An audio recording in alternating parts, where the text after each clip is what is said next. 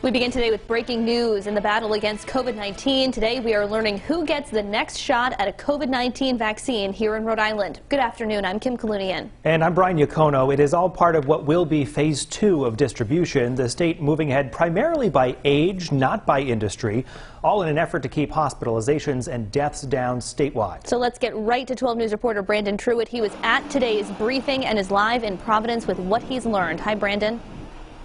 Hey, Kim. So today we learned essentially the strategy the state is going to be taking moving forward here, focusing on 3 key factors to get us through the rest of this vaccination process. We are overall in a good place and have a strong system in place. That system expected to get its first stress tests in the coming weeks as vaccination efforts start to expand. Who you vaccinate matters. Rhode Island's Department of Health dropping decisive designations, choosing to move ahead by age, high-risk health conditions, and geography, not by career or industry. Going forward, age will continue to be the primary consideration as more people become eligible for vaccine. Dr. Nicole Alexander-Scott saying it's a strategy aiming to keep hospitalizations and deaths down, older populations contributing to both those factors at the highest rates.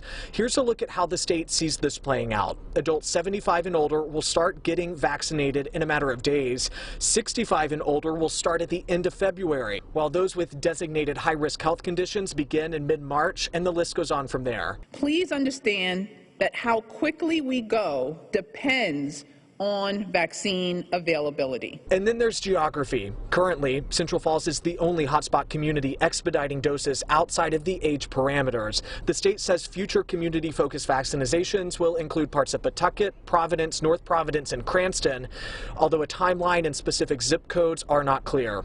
As for signing up, the state says those 75 and older will get instructions from their cities and towns. Statewide registration will begin when those 65 and older are eligible, but how is less clear. So are we going to have towns doing different ways, or is it going to be a streamlined service through you all?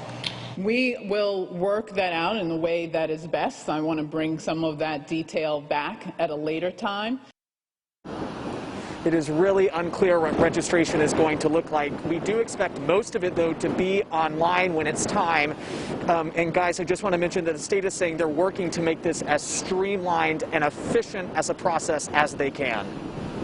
Brandon, the Department of Health obviously releasing a lot of information just in the last few hours. There were several questions they did not answer. That includes when people can start signing up.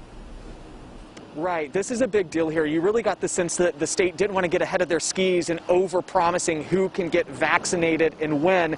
We know that 65 and older are going to be the first group to register totally online statewide. That group is scheduled to start getting vaccinations, we know, in mid-February.